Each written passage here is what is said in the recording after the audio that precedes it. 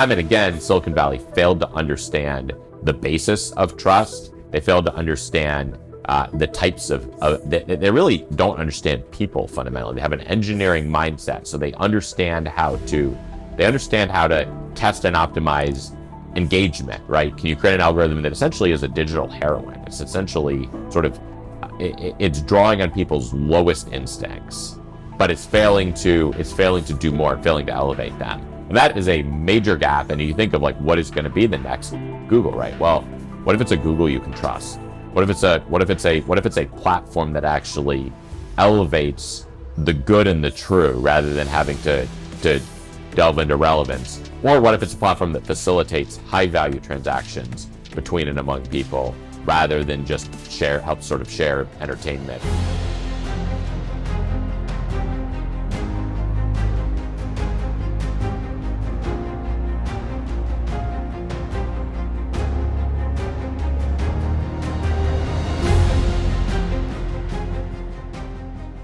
So Nate, you sort of in 2010, 2011-ish, what turned out to be almost the bottom of the housing market, you deployed a lot of capital into real estate. Can you talk us through how did you get to that point where you're making that bet? What led up to that? What was formative for you in deciding to make that play? So I'll go back a little further, and this gets to sort of how I think about business more, how I think about my career, how I think about impact more broadly, and plays directly into that. So in 2005, summer after my sophomore year in college, I did a program in DC. And going into this, I'd grown up sort of throughout my my childhood. I'd had an interest in business, I had an interest in technology, and certainly in my teenage years, I developed an interest in politics. And really delved into all of those, spent a decent amount of time focused on all of those, and was sort of open to all of those as careers. Going into college, my top thesis was politics. Did a summer in DC, and in this program that I did, became convinced, and I don't know if it was the intent of the program, but it was certainly a very strong message that came through. I became convinced that DC was a place where anyone with non-consensus views was shunted to the side. You're really dismissed, and it rewards Mitt Romney-style ladder climbers, people who just play the game, check the boxes, say what you're supposed to say, do what you're supposed to do. And I don't know if I even put a lot of thought into it at that point. I think it was just an immediate and instinctive reaction that is not what I want to do. That is not the game I want to play.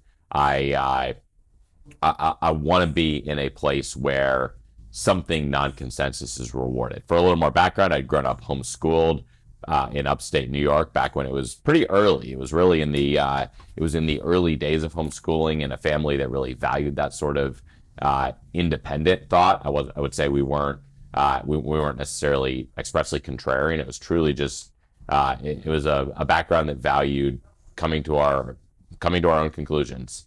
And I knew that there was going to be opportunity there in certain places. Clearly, it wasn't politics. So that summer, I changed my entire career goals and decided that I wanted to go into investing. In investing in business, you have a non-consensus bet. You're correct. You can make a lot of money. Obviously, in politics, you have a non-consensus view, and you could be shunted to the side. Right. So I still decided to go to law school. Law was, to me, law was a natural path, given where I was coming from, which was not a particularly well-known college. There wasn't a sort of direct path into Wall Street, hedge funds, whatever, from there. And had the opportunity to go to Harvard Law School, which I knew would get me into that world. The view was always going to be focus on bankruptcy law, and through bankruptcy law, then make a move, probably practice bankruptcy law for a few years. Through that, then get over into, let's say, investment banking or a distressed hedge fund, and then ultimately into distressed investing, which I recognize as a branch of investing that certainly is particularly, can be particularly friendly to non-consensus approaches. So I went to law school with that intent. As a result, I was not deeply into a lot of the legal cultural stuff, law review, all that. I think my most active, my biggest activity by far was running the tennis club at law school. It was a good place to, it was really a good place to be adjacent to the world that I wanted to be in terms of investing. but it wasn't. It wasn't like it was directly there. I knew it was a path that would get me. That would be somewhat circuitous to get there. While there, though, I met a classmate, a guy named Peter Rex, who was probably one of the most, probably in many ways, one of the worst students at HLS, one of the most non-consensus thinkers. I mean, you could say based before based was really a thing. Just instinctively took an independent approach to things, instinctively recognized rules that didn't make sense, that were the conventional rules, and how to take an approach that would get him where he wanted to go, not kind of where we were channeled. And that really resonated with me. I think in many cases it was it was off-putting to a lot of people in that Harvard world, but it resonated with me because it reflected an approach to life that reflected how I thought about business. So that was a bunch of background. Getting toward the end of law school, we started talking about the business opportunities we saw, and what we both saw was a tremendous opportunity in the real estate market. It was in the financial crisis, particularly in markets like Florida and Texas that were deeply distressed. They'd been heavily overbuilt. They were deeply distressed, high vacancy there, incredibly bargain prices. Pete had some background in real estate. I had no background in real estate. For me, it was entirely the sort of macro analysis. What we saw states that were business friendly. People continued to move there. For decades, they'd been moving to these states. Population growth had been steady, and yet you saw incredible bargain real estate available, and often for 25-30% of replacement costs was the prices we were seeing. And I had an opportunity. It was an interesting opportunity where I got the chance to be deferred by a law firm. So I was able to basically delay the decision on whether to go back to the law firm for a year, partner with Pete, and we chose Tampa as the best place for that. Moved to Tampa and really just started hustling to put together deals, hustling to find the money for it, and do the classic real estate syndication with what were C, and I like to say even D apartment buildings. D is not an official class, but you can probably get you can probably get a sense. It was an interesting jump. It was a combination of this opportunistic, macro-themed investment combined with jumping straight into an operationally intense business as you take these things over. And it was a wild time. It was a message that a lot of people just dismissed. There was a reason that these things were highly distressed. Many people were worried about a double dip recession. They were worried about all sorts of, this was the Obama year. It was not exactly a generally business friendly climate, right. But we saw the demographics, we saw the move, we saw that if we are able to just hang on to these things, and if we can hang on to them for really 5 to 10 years, and avoid losing them. So we didn't use much debt. We used very little debt going in. If we knew if we could hang on to them, we were basically guaranteed to make money. People would keep moving there. Prices would converge toward replacement costs. I think the other reason was institutional money. A lot of people recognize the opportunity there, but it's just not easy to operate in that space. It really is something that requires a lot of savvy on the ground know-how. And a lot of big institutional investors who actually tried similar bets to ours ended up getting fleeced. Either they got fleeced by just shrewd operators on the ground. They bought properties that they didn't realize the operational intensity of, so they couldn't hang on long enough to really appreciate to benefit from the appreciation and the thesis they bet on. In many cases, our best deals were actually buying those out. But for us, it was just a move in there, have our thesis, figure out the execution, figure out how to build a real estate company. And in about 3 years, we bought about 7,000 apartments, built a team of close to 300 people at that point, and really deployed very, very heavily into one of the great market opportunities of decades. Was it odd for people when you were trying to fundraise or pitch the vision to have two HLS grads, so focused on Class D apartments as you describe it? So I think that was actually what's interesting. Yes, what's interesting is that was actually a big part of what allowed us to pull it off. Was we didn't bring capital to the table. Neither of us had significant capital. We funded some of our operational expenses, but really both came out with law school debt. It wasn't like we were able to co-invest this thing. Our skin in the game came from the fact that we were people who clearly had the opportunity to pursue a top tier career, Wall Street law firms. I had an offer at Cravath, which was one of the top law firms in the country, and was choosing to turn it down. And so for the investors, what we showed them we have skin in the game. We're taking all of our profits. Our incentive structure was all about taking a share of the profits as this thing succeeded, and our skin in the game is we're giving up an attractive opportunity. I think secondly, as I mentioned, there are a lot of people, there are a lot of interesting characters running around this world. And for a lot of investors, they may have wanted to deploy money in this space, but just either don't have confidence in the people there, don't know how to assess them. We were people who could bridge those worlds. Pete had a background dealing with real estate in this world. He understood the on-the-ground stuff, but we also had the background that was it was a familiar one to investors. So I think it was unusual, and that itself is a big factor in kind of immediately, because for a lot of these guys who did want to buy, they could look at the deal and they could very clearly, it's a lot easier to raise money for real estate than many other asset classes, because a lot of investors are familiar with it. They can look at the deal, they can immediately see 25% of replacement costs, projected cash flow, makes sense given the area rents, everything would sort of check out, and they liked it. And then the question just becomes, is this someone who can get it done?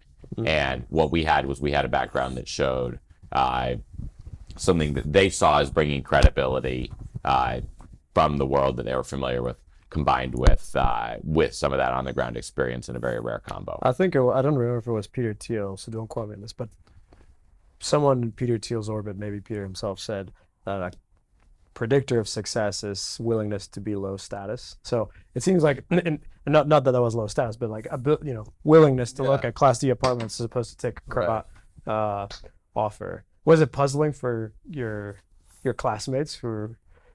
It was interesting. So absolutely, the world we're operating in was much lower status. I mean, top law firms is a very comfortable. It's a grind in many ways, but it's a very comfortable life in others. You're in top floors of nice buildings in nice neighborhoods in New York. You're going to these white shoe events. You have this exit option. You're being courted by other people.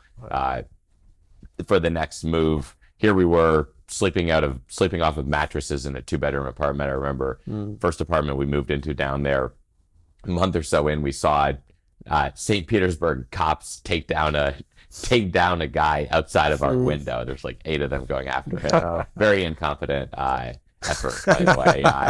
But so it was definitely a different world. I would say it was low status by some standards. It was not Silicon Valley entrepreneurship. Even then, though, Silicon Valley entrepreneurship was not. It was within a couple years later that really became the sort of trendy thing among HBS types. So it was interesting. It was the reaction. There were a few classmates who were always respectful, always intrigued. They always wanted to keep up with us. There were others where they really just blew it off as like, this is outside of whatever. These guys are crazy. It was interesting to see that. And what's interesting is the ones who were really engaged and interested from the beginning tended to be the same ones who remained so. So obviously, as we succeeded, others began. It becomes high status when you're running a multi-$100 million asset manager, in a way. But at the same time, it's still outside of the world that these guys really understand and really are comfortable with. We're still playing. I mean, I think you still see this divide in America today, where there's sort of the country gentry is a term that has been called the sort of the businessmen who own the $10 million, $100 million businesses scattered throughout our country. By many standards, they're meaningfully richer than many people on Wall Street. I mean, they have more assets, they have far more financial independence, and yet culturally they are not part of the elite ruling class of our country. Like they are not in those circles. They have very different values. In many ways, you have this sort of major political divide as that sort of New York professional class has gone, the professional class writ large in every city has followed. That sort of professional class has gone much bluer, whereas the business owning class was the one that embraced Trump and stayed red. And so I think you see this you see this divide. We in a sense forked to a few years in advance of when this divide really took off, but forked to a side of the divide that that put us in a very different camp, a very different social circle, and all that than many of our classmates. Yeah. Well, I've heard you reference along those lines. I've heard you reference your time at Harvard. You mentioned going to DC. The program opened your eyes to like politics is not good for non-consensus views. What are your takeaways from being at Harvard? What kind of person comes out of Harvard in general? It's an interesting question. I enjoyed Harvard. Yeah. I'll give it credit. I met my wife there. Right. I met my business partner there. Mm-hmm. So another business partner here is also from HLS. Yeah. So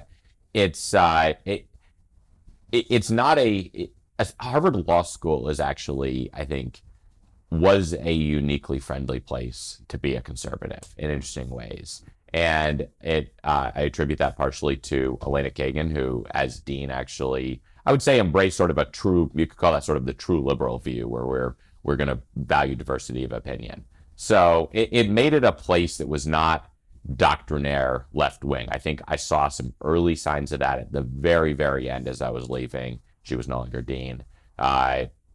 And certainly, I think that really took hold, and the tone on campus, the mood on campus, really changed sharply in the years after Obergefell and Ferguson and BLM and all that. So what I'm saying, I think, was different than it is today. But you've seen some interesting things. I mean, a great example is you actually saw the HLS faculty depart from university-wide Title IX Star Chamber tribunals. So you have these Title IX tribunals that are really in gross violation of due process, and all the schools at the university were embracing them, and the law school explicitly refused to participate. I mean, that's something that was rare even around the country. So this is the kind of tribunal that like Scott Yenner went through. Yes, exactly. Behind closed doors, you can't see the evidence. Yeah, there's an accusation. Right. There's sort of dark. Yeah, right. It's really just a gross violation of our legal system and our legal culture, and I think they recognized and they rejected that. So what was interesting is it was a place that I think still embraced sort of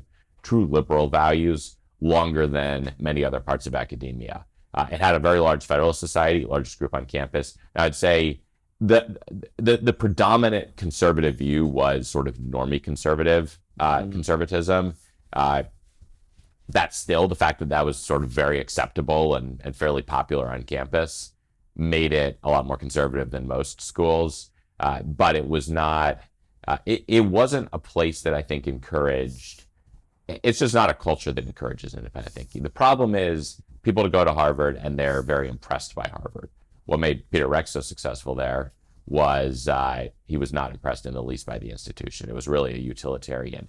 How do I use this institution to get to my objectives, rather than how do I let this institution shape my purpose in life? I think most people at Harvard, probably go in with a mindset and retain this mindset that they are embracing this Harvard culture, this Harvard values, the Harvard community aspirations, and that is a real danger. It pulls even the conservatives into sort of the Harvard sort of brand of acceptable conservatism, and so you see far fewer people who are willing to really take an outside the box, who were at least willing to take an outside the box perspective. That would be I would say that's actually the biggest danger, because you'll commonly see conservatives go and they'll realize there's a good conservative group on campus. There's a few professors, they talk about it. They'll tell you a good story about why it's not bad to be a conservative there. The danger you need to be aware of is you need to be aware of the danger of being starstruck, being impressed, and letting that set your view. If you go in, I would still recommend certain people. I think it still can be a good decision for certain people. But if you're going to go into one of those institutions, go in with a very clear view of what you want to get out of that institution to help you achieve goals that you have already established. Yeah. So what did you do after you built that portfolio of 7,000 apartments? So this was interesting. So we I didn't want to be a real estate guy long term. I didn't gone in intending to be a real estate guy. We really very quickly hired a team of people who were better at real estate than we were, and certainly than my background without any background in real estate. So then it was a question of what's next. Really, 2014 was when the trade sort of matured, when real estate prices started converging toward replacement costs. There's no longer this sort of glaring opportunity there. And we knew we had sort of very good experience in operation, the basics of business, right? When you're running an apartment building, you're running a P&L, really a multi-million-dollar P&L, very simple business, very basic business in many ways. From an operational perspective, it's very the investing side gets very sophisticated, very complicated. And so we had sort of the finance experience, we had the operational experience. Didn't have a global perspective though. Knew that technology was changing things, knew we to understand technology better, knew we wanted a global perspective.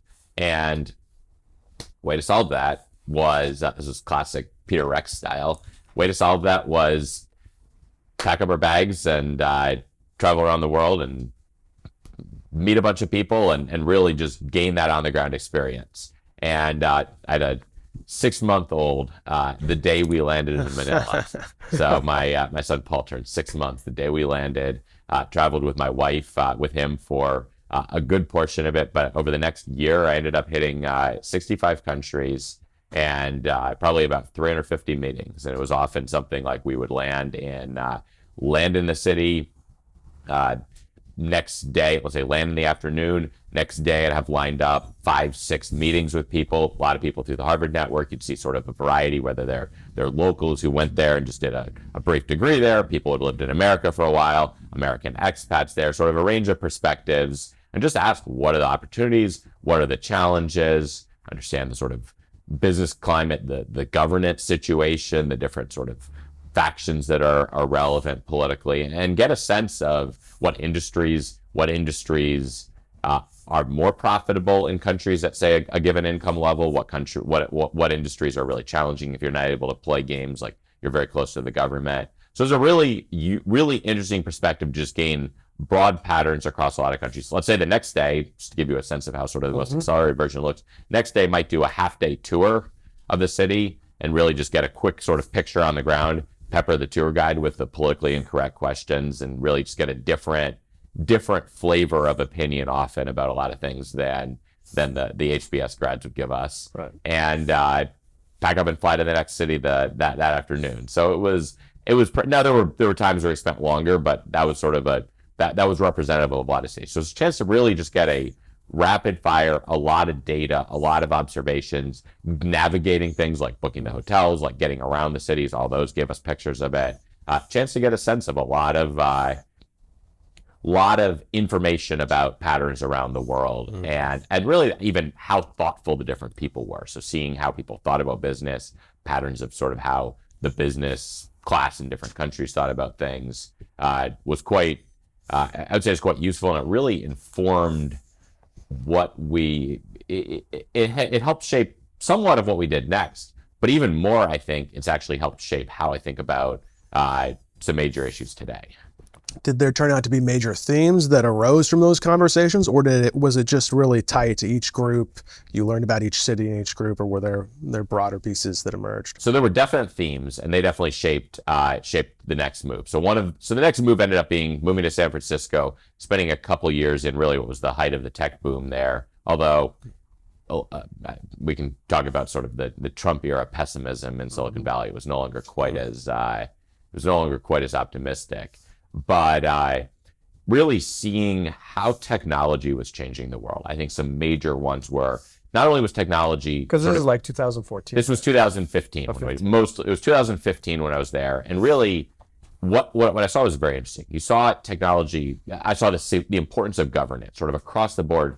Governance is one of the most important things. Is this a country where the institutions can provide a decent degree of trust and can protect people? And in most cases, the answer is no. I mean, many of these countries, pretty low trust in the institutions. What was interesting was technology could actually project governance into these countries. So as an example, South Africa, you would not get into a taxi in South Africa. Widely recognized, very risky, takes you around the corner, mugs you for whatever.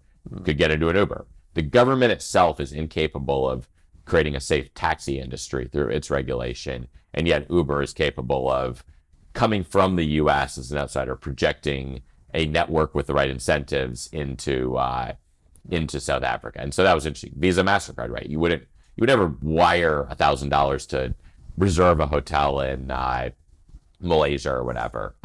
Wouldn't dream of it, but can go put down $1,000 on deposit with a Visa, knowing that if there's any dispute, there's this trustworthy governance body. So seeing how technology was changing that, I think, was interesting. And then I think another one was just seeing, really, it confirmed my view that America was the place to be. I mean, after that, I was very happy to go back and focus on building a business in America. I mean, we were explicitly looking for investment opportunities in each of these countries. Very interested in we're certainly exploring, are there investment opportunities, are there particularly high return? And became clear that if you really want to do something, especially at the highest level of ambition, there's sort of a very clear arbitrage. Like, competent people could go to a lot of these countries, and sort of a very good return to building a business, no question. But if you want to build something great, America's the best place for that, without question. It was really reinforced by this trip, and that led to, I'd say, the level of thought consistently among sophisticated businessmen. There's the highest thought there, and so that led to affirming our decision to go to San Francisco, go jump into technology, starting there rather than start in any of these other countries. Mm-hmm. So you'd seen the impact of technology in these countries, go to San Francisco, and then how'd you spend your time there? So it was really working on a number of projects in the real estate technology space. Started a new company. It was really, what was interesting about that company is it was kind of at the intersection of marketplaces. So seeing that sort of trust brokering function, that was a very interesting theme. Really facilitating trusted interactions in a marketplace that's more opaque, and starting particularly with problems that we understood in the real estate space. So, like any startup, there's sort of an evolution. There's multiple ideas. Ideas get refined, but that was the theme. But a big part of it was really just to see what was going on, to understand that process, to understand really a different side of business, a different side of entrepreneurship, and really a different culture. I mean, what was fascinating, there's a number of fascinating takeaways from San Francisco that helped lead to new founding that were separate from that. But the basic was go start this business and build it there and build a team there. Yeah. Were there any countries that you visited that were particularly surprising? And you went in with a thesis, you're in the ground, and it turns out to be different. Particularly surprising. It's interesting. There were patterns. I'll give you a pattern that was surprising. Right. There were countries that were interesting. I don't know if there was sort of a sharp surprise from any of them, but a pattern that was interesting was really understanding what a low trust society looks like. And I think there's a little bit of a misunderstanding. At least I went in with some misunderstanding of what a third world country looks like. My impression was sort of everything's cheaper in many ways. It's sort of lower level at a lot of things, but everything's cheaper. That's not true though. Certain things are cheaper. A lot of things are cheaper. Certainly, like labor is much, much, much cheaper. Many things that are very labor dependent are much cheaper. But a lot of things are more expensive, because what's really scarce there is middle-class competence and trust. These are societies where anything dependent on high trust interactions is actually incredibly expensive, to the point that you would have companies bring in expats where their total comp and cost of providing them housing and schooling and everything could be north of $300,000 a year for a job that in the U.S. might be a $150,000 job. So what you would have is you have such a scarcity of often sort of basic professionals, middle managers who can be counted on to do something. And either it's a question of competence and ability to execute, or example, I met a guy in the Philippines who ran a ran a contracting business that would do retail installations. Relatively low margin business in the U.S. You think that's a pretty competitive place. I mean, it's not rocket science building retail installations, but incredible margins there because he was doing something reliably and competently, basically bringing that sort of Swiss standard to a country that was incredibly scarce. And as a result, there were very high margins for things like this. Another little anecdote, I was in Uganda, I believe, and was talking to a guy, was actually visiting a seminary there, seminary headed by a pastor by a pastor and academic who had actually spoken at my church in Tampa. And so I got to visit them, visit their chapel, get to know some people there. I mean, there were some really interesting opportunities to meet pretty cool people through different networks. And I remember telling the seminarian that in the US, if you hire a contractor and let's say you put down a 25% deposit, somewhat random contractor, you look up in the phone book and you find a guy, he's probably going to show up. Now, will he do a great job? Will he do a sort of half-assed job? Not really sure. That's sort of an open question. But he'll probably show up and he'll probably do the job. And the guy would not believe me. He thought I was totally pulling his leg. He thought he just insisted this is ridiculous. Like, why, once you give the guy the 25%, you'll never see him again? Like, why would he ever show up again? And that really hit home. I mean, that was striking. Like, that is the reality in much of the world. That is a low trust society. And if that's how you have to go through life, then there's a lot of things that become impossible if you cannot count on even that basic level of showing up.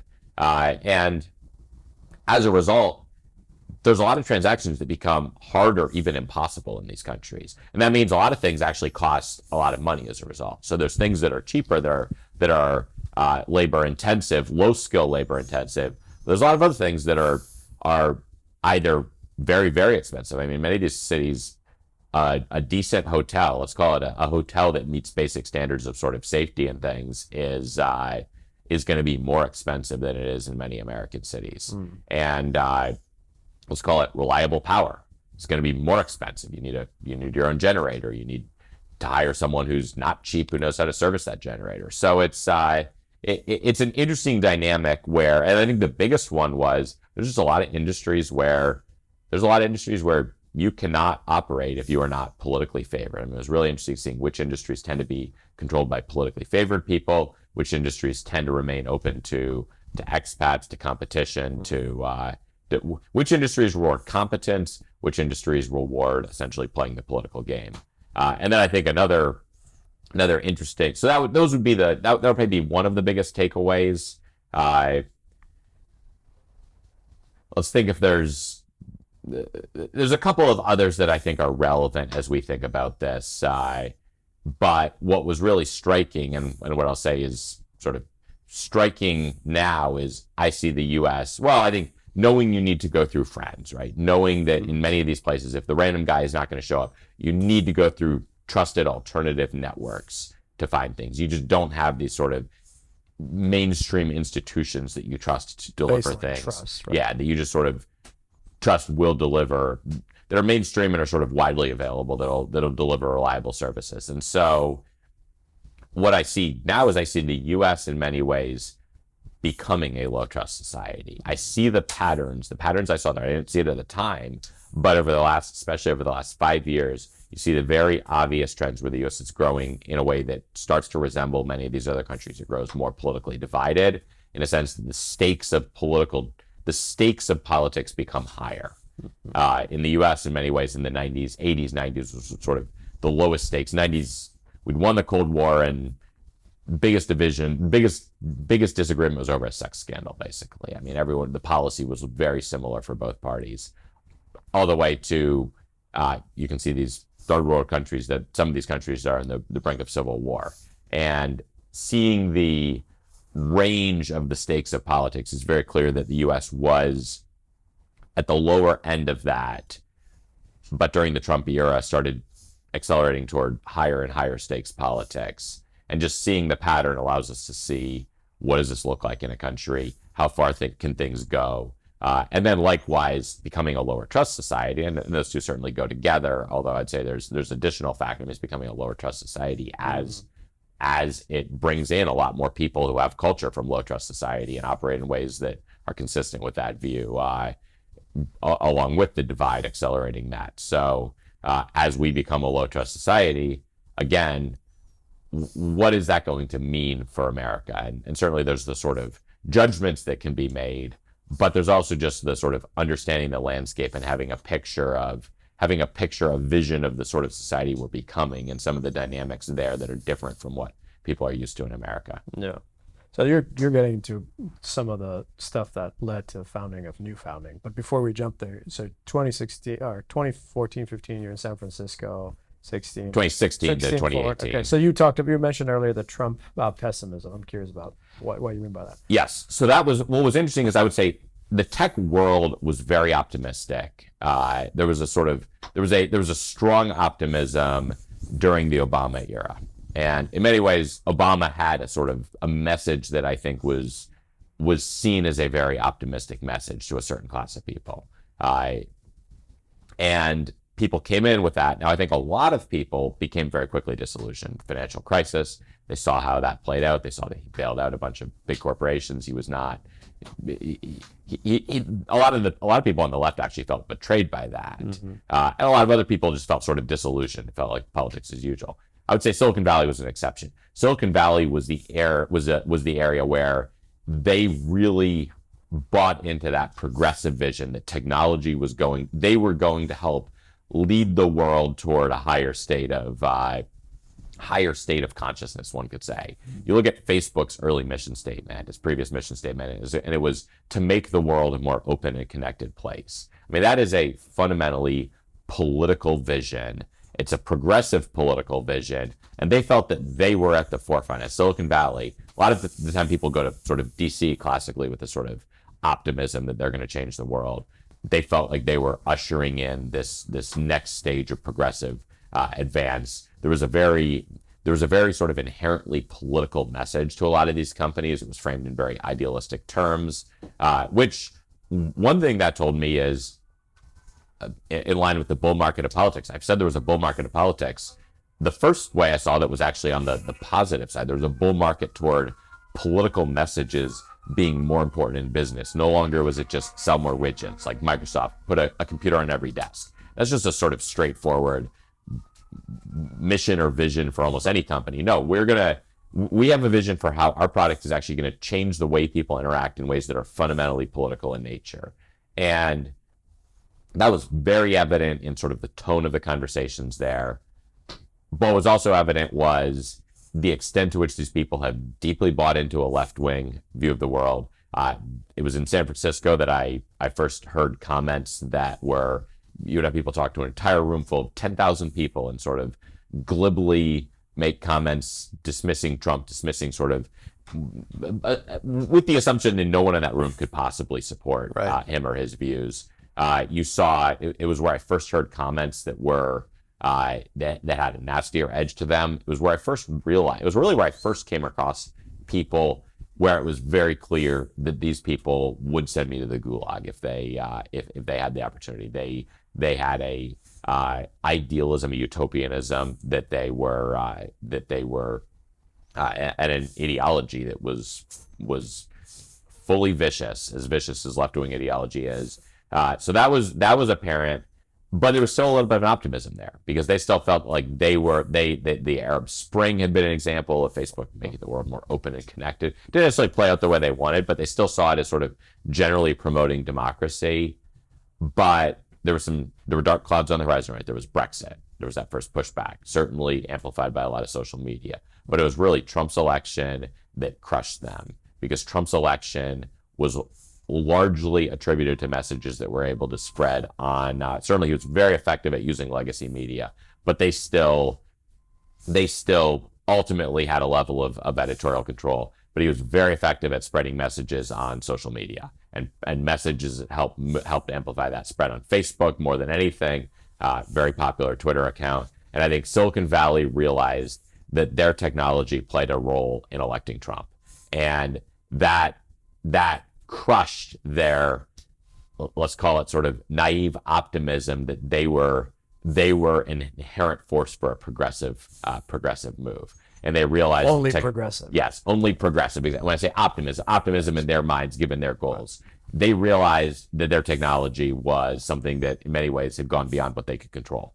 And that just brought in a sort of deep politicization. You had the younger people, especially at these companies, who would come out of the universities as the universities embraced wokeness. These companies had grown rapidly. They'd hired a lot of people, and a lot of these young people came in, and they really pushed what was still a more I would say they were progressive, but more libertarian-leaning older generation to embrace a much more woke model of governing the technology. And I think in many ways the progressives were right about an important thing. They realized that neutrality is impossible. They realized that this technology had been framed as neutral. There was this sort of progressive technocratic expectation that neutral technology, communications technology, would lead to a progressive outcome. And the leftists were the progressives were the first to realize that wasn't true. They realized this technology could lead in multiple directions. There is no such thing as neutrality. An algorithm either could amplify a pro-Trump message, or it could deprecate the pro-Trump message. It could amplify misinformation, as they would call it, something that message they don't like, or it could amplify regime propaganda. And they realized that. They realized it was one or the other. And so they pushed essentially a woke catechesis of the technology, a need to catechize the bots to use a line that James Poulos has used, I think a really great one that epitomizes the sort of the mindset here, that they need to catechize their technology with their vision of the world, with their woke religion, effectively, so that it would produce the outcomes that accorded with their values. And that was a very aggressive suppression of things like free speech, of things like open discourse, of really the values that in many ways been very central to the growth of the internet and very, very strong in Silicon Valley. But they realized that those weren't necessarily going to lead where they wanted, and I think we're at the forefront. So you saw this sort of sharp move toward a much more pessimistic view there, and even as they were making a lot of money. So they were continuing to do very well, continue to make a lot of money, but no longer had this sense that sort of the technology would save the world. And now they had the sense that it needed to be the technology in the hands and under the control of people who were very political in how they used that. So coming out of that world, what was the next bet for you? So for me, it was kind of three themes came together, and those led to where I am with New Founding. So one was, as I already said, a bull market in politics. So what is going to be the next big, kind of the question is, what is the next big opportunity? For me, politics was very obvious that this sort of, the importance of politics is growing. It's growing as a divide. Again, during the Trump era, it was very obvious to see business becoming politicized, dividing. But first of all, it's just important. Like, people are building technology, and they're building it with a purpose, with a vision in mind that is a particular and political vision. So my view was, we should be doing this. We have a positive vision. We need a positive vision. Our movement needs a positive vision. And we certainly must be playing in this domain where, in a sense, the future is being built. And you can recognize that the old view may have been naive, but once you wield technology, powerful technology with a political vision, absolutely that is shaping the future in important ways. And people were not doing that on the right. There was not a right-leaning or Christian vision for how this should be used. Why do you think that is? I think it's a sort of embrace of conservatism that leads to a sort of inherent suspicion of technology. If your value system boils down to, in many ways, conservatism lets us sidestep. John Askonas made a point in a good article in Compact early this year, I think, where he noted that conservatism was a attempt to sidestep the foundational questions. You essentially skip over the foundational questions of what should we ultimately value to what are some good things we can all agree on that we should preserve. So that's it allows us to avoid some pretty fundamental questions that remain a divide in the movement, and it becomes about preservation. And the problem is that model is destined to lose. It's not destined to lose because the libs control the institutions or whatever. It's destined to lose because technology, by its very nature, will tend to disrupt some of the aspects of the status quo and ultimately ensure that many of those norms, many of those sort of traditions are disrupted, are chipped away at over time. So any technology is guaranteed to chip away, and it's been seen as a force. So if your mindset is conservative, you're already going to be suspicious of technology, sort of rationally recognizing what it's going to do. Second of all, the left is the only one playing in the game of where should we go, because the right has sidestepped those foundational questions. So the right has all its eggs in the conserving basket, not about what should we use this technology for in a way that's really going to build the future we want. And so second of all, as a result, everything that is done with technology seems to have a left-wing flavor to it. And so you have, again, this sort of reinforcing cycle where there's already a sort of temperamental suspicion of technology, and then it's reinforced by the fact that all the stuff that is built with technology seems to be bad stuff that we don't like. Yeah. And that's that was a problem, I think, first of all. And then finally, that repels people who might be ambitious but more right-leaning from the technology space. So even further, the more liberal it is, the more lefty it is, the more they're going to just cast their eggs in some other, maybe they go into politics instead. Maybe they go to Wall Street and go to finance, which was it's become more political, but at the time it was sort of seen as more right aligned. So I think you have this sort of reinforcing cycle where technology was seen as something that was really a sort of enemy of our movement in many ways. And I saw a need to change that. I mean, I think there's a deep, deep hunger. I would say, when I say sort of a bull market in politics, there was a deep hunger for politicized visions. That is what these Silicon Valley startups were filling, is they were offering an aspirational vision of the world, or one that they presented as aspirational, and people were eating it up. They wanted that. And what I realized is the right should be playing that game. The right, we have something better to offer. And in many ways, a positive vision combined with an embrace of technology and adventure is a perfect way to paint that picture and to rally people to actually build that. In many ways, even more so for us than for the left. The left can do that through government because their vision embraces a much greater role for the state. But for us, there's just not as much that is naturally going to be done by the state. I think that there's sort of some good criticism of some of the sort of dogmatic sort of libertarianism of the old movement, but nonetheless, like, most of our vision is still something that is going to need to be done outside of governmental means, even if it's encouraged by the government. And technology is a way to do that with the levers that are going to actually change things. Second of all, what I realized is technology is disruptive technology should be one of our greatest friends. If the other side, the left, controls all of the major institutions, you can either chip away in what is just an absolute grind to try to gain ground in those. Or siege warfare. Yeah. You're just out there. Siege warfare when you're the weaker party. That is not... Traditionally, I think you needed a 3-to-1 ratio to win against defenders. And meanwhile, we certainly don't have 3-to-1. We have the odds against us. So where should we be playing? We should be playing in disruptive technology, where there is going to be another Google. By all likelihood, in the next 20 years, there will be a company that will emerge that is as powerful and successful as Google, maybe even more so, maybe sort of as powerful relative to Google as Google was relative to the most powerful tech companies of the previous generation.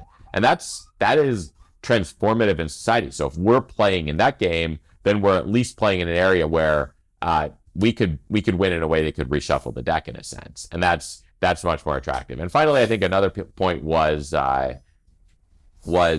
trust became another major theme. So going back to that sort of old thought of technology brokering trust, helping facilitate transactions that are risky, that are perceived as risky, where it can help enhance trust. That's a major problem. Silicon Valley has utterly failed at cracking the problem of trust. You think of the major social platforms of the first generation, the Facebooks of the world. Facebook is not a platform you trust. Mark Zuckerberg is not someone you trust. People trust. And you look at that and you look at the value of these platforms, and it's a very low value per member, reflecting a network that's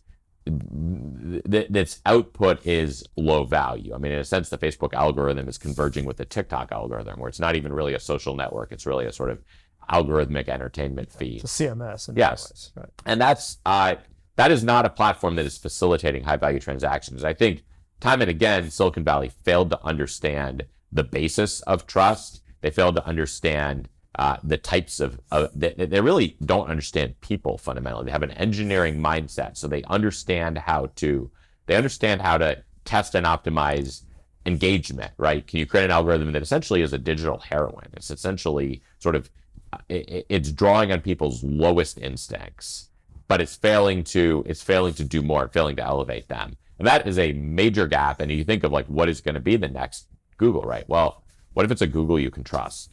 What if it's a platform that actually elevates the good and the true rather than having to delve into relevance? Or what if it's a platform that facilitates high value transactions between and among people rather than just help sort of share entertainment or engagement? And so the point was not that there was a definite view for exactly what this looks like, but more that this is a major problem, this is a major opportunity, and it's something that I think we understand. We at least understand some of the angles of attack here. We at least understand some of the dynamics that we're missing in those first generation social media companies. Yeah. And so those themes combined with sort of trust, the sort of growing bull market in politics, the desire for a positive vision and the power of technology to help achieve that. And that brings together, that came together with what I saw as the opportunity at New Founding. Yeah, that aspect, that attitude of, as you say, digital heroin, of every digital product, every software product is meant to hook people.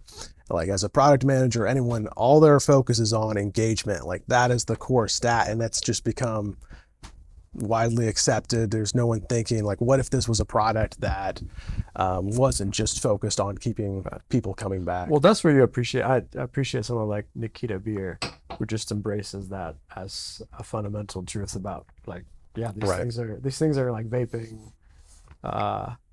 Right, or even like people are just gonna eat them up. The paradigm of any consumer digital product has to go off of one of the 7 deadly sins in terms of taking advantage of one of them in order to harness engagement. Yeah, understands. At least he's honest about what he's doing. Right. Whereas I think you look at the Facebook, which portrayed itself as making the world a more open and connected place. It sort of portrayed itself as this idealized political vision. Didn't necessarily achieve that. So what's the winning condition for you? What does that look like? It looks like something akin to what I alluded to, which is a disruption, a true disruption of the incumbent regime, driven probably and most likely by something that embraces disruptive technology. And I'll say leverage can come in multiple forms. Leverage comes from really networks of people, and it comes from things like finance, and it comes from technology. But I think elements of all of those, right? Finance and trust are really in the same category. So it's a disruptive, it is a powerful, disruptive network of some sort or technology, and it is the replacement of that regime value with an alternative positive vision that reflects our ideals and our values. So big part, and going back, I didn't mention it earlier, but American Reformer. I started American Reformer alongside New Founding. Why did I start a nonprofit at the same time as a for-profit? Because wanted to add even more things to my plate, but really it was that I saw them as necessary complements, right? If we are trying to develop a positive vision and proselytize and organize people to realize that vision, we need to answer the question of what that vision is. And ultimately, my view is if that vision is not anchored to a renewed Christian vision, it needs to be anchored to our Protestant heritage, to our tradition, which has a great deal to say about many of the topics of debate today, much of which has been sort of lost or minimized by evangelicals today. So my sense was we need to revitalize the church, and a revitalized church is going to play a key role. I think there's plenty of debate about the exact role of the church in that, but a revitalized church and a body of Christians inspired by that will play a central role in both defining that positive vision and certainly being the core of any sort of high trust network that actually helps realize that. So, truly define an alternative positive vision. That is yet to happen. I mean, I think the right has yet to really settle on a vision of where we should go. I think there's some exciting discussions. I mean, what excites me most about the discussions around Christian nationalism, for instance, is really proposed as a true alternative positive vision for where we need to go. And that's something that is very different from where even the religious right traditionally was, where the religious right was sort of primarily focused on conservatism, on stopping a few sort of negative trends, but largely operating within this traditional liberal framework. So it's exciting. Whether or not that's the exact right one, I think there's plenty of exciting debates to be had about that, many of which we've hosted in American Reformer. It is an anime. You can see the energy when there is an alternative positive out there. And so success means we develop something meaningful and substantive enough to truly supply that alternative, and we displace the present regime. Now, whether that needs to be total or limited, I think it's a success scenario, and it's a success scenario if we're able to carve out a space where we can live our lives and do great things. Ultimately, part of the American culture is that aspiration to do great things, right? It's not just a Benedict option, hunker down and sort of live in a very, I guess, just a lower level economically, entrepreneurially, or whatever. No, do great things. If we can carve out space where we can do that and pursue that vision, free from the current regime, that is a success scenario. Certainly, I would prefer even more to change the entire country. And if you have something with the level of influence of a Google, there are so many people who ultimately whose values, whose decisions are shaped by those algorithms, believe that those algorithms are going to grow more and more to mediate both our information consumption, decisions we make in every area of life, both online and offline, that I think there's an enormous ability to move people, move views, to really restore in people, I think, things that align with their tradition that have been stripped away, that are going to be very appealing to potentially a broad middle. So I'm not convinced that there needs to be a sort of sharp divide here. I think there's a group of people who need to be totally removed from power, which are the doctrinaire leftists. Mm-hmm. But I think there may be a broad middle that can be drawn in a direction that really will find this positive vision appealing and will be able to be sort of recatechized, drawn toward it in a way that is the reverse of what has happened through public school, through the sort of the mainstream media information diet and such. So that would be the aspirational success scenario. The basic one, though, is can we carve out a space for at least our own communities? Mm-hmm. Now, do you see new founding as a good vehicle to push towards those goals? Yes, and that goes back to my point about technology potentially being the lever that can lead the way here. And don't get me wrong, I think conventional DC politics is incredibly important. It's something that we must be fighting on that front, if for no other reason than to make space for disruptive alternatives. Mm-hmm. Certainly, we know that the left wants to use all the power they have in DC to absolutely crush anything they see as a threat to them. So it's essential that we be fighting there to stop that. That remains an important layer of government, an important domain for this fight. But I still think that the opportunity for the highest leverage, essentially a disruptive technology, a network enabled by a disruptive technology, can aggregate power and execute and use it in ways much, much faster with far fewer structural impediments than many of the legacy structures that have become, bureaucratized in ways that are fundamentally an entrenchment of the progressive, of the opposing viewpoint. I mean, bureaucracy is not neutral. Bureaucracy is in many ways the defining structure of a progressive view of the world, a progressive approach. So venture and technology allow us to pursue our goals outside of those kind of impediments in a way where I think things can happen far faster. There can be far more impact. A network that attracts people can very, very quickly aggregate power and can compound power. You think of Metcalfe's law, where it's the square of the number of participants. And I would actually say number of participants times the importance of those connections, which is where a Facebook with a very low value connection it may just be a fraction of the value per member of a network that facilitates much more meaningful, much higher value connections. So you can very, very, very rapid, and yet it's still worth 500 billion or 400 billion or whatever. You can very rapidly accrue power there. And second of all, I think it's a very good platform for the promotion of this alternative vision. So that's kind of the key thing is how do I, as we're constantly sort of in this world and really between worlds, right? Between the sort of dissident tech worlds, the Bitcoin world, the people who are working on sort of American greatness style technologies or national interest, and a lot of the developing ideas on the Christian right, and really a large share of the sort of traditional political right base.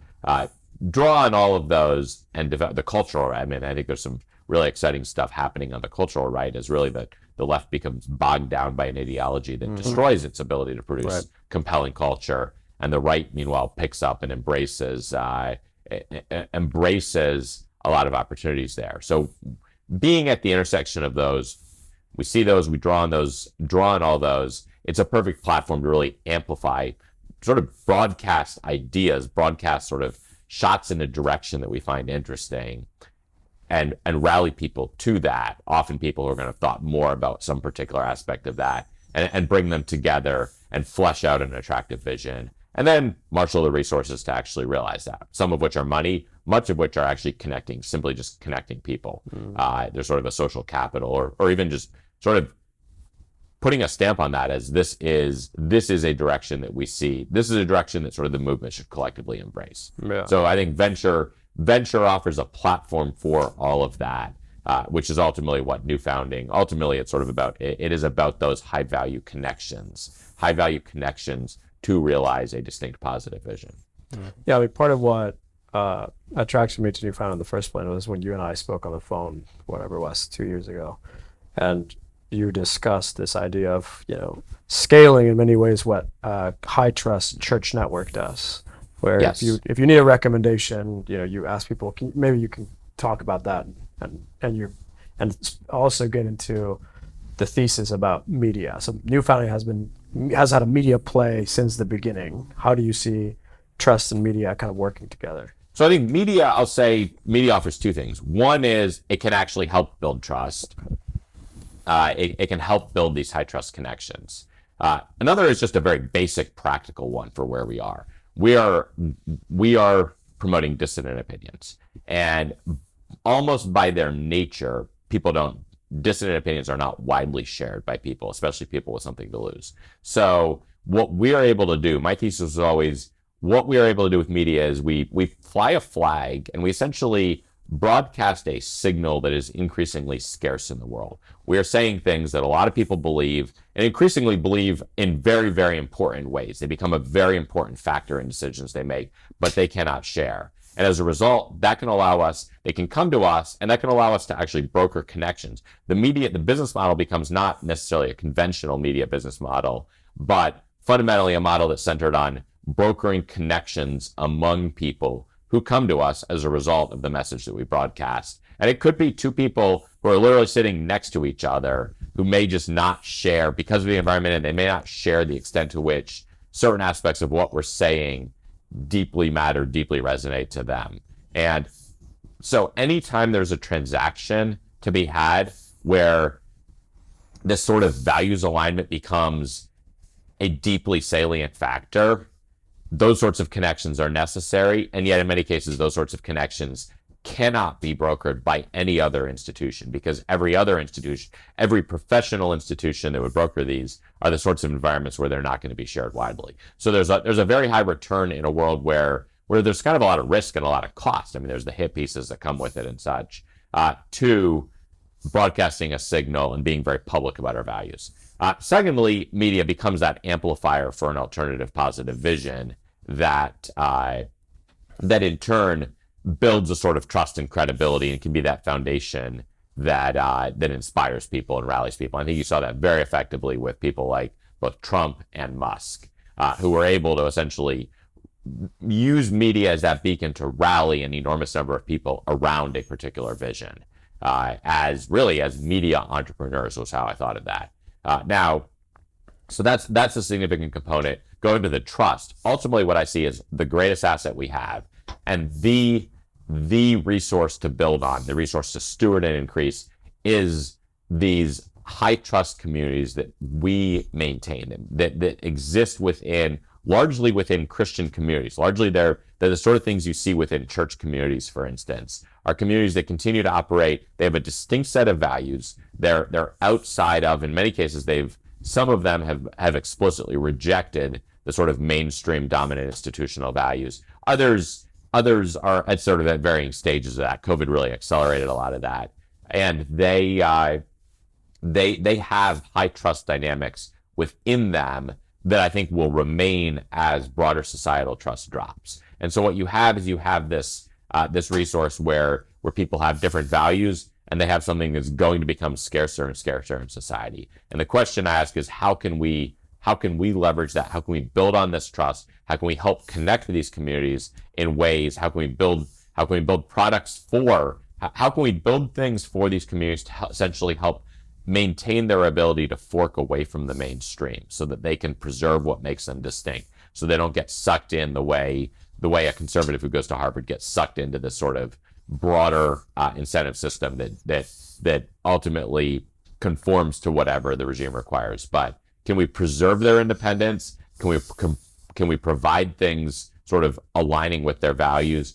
And finally, can we actually harness those communities and harness that trust to provide things that are going to be increasingly scarce and increasingly valuable as broader society declines? First and foremost, for the benefit of people within those communities. But secondly, if we now control things that are scarce, as you see a broader decline, you may see more and more of those people who are in that sort of broad middle recognize something appealing here, recognize something that has compelling value, and seek to do transactions. And the example I like to give there is the Quakers in 17th century England, sort of a famously high trust community, very distinct, in many ways sort of maintained a lot of cultural distinctions, high trust community in a lower trust society.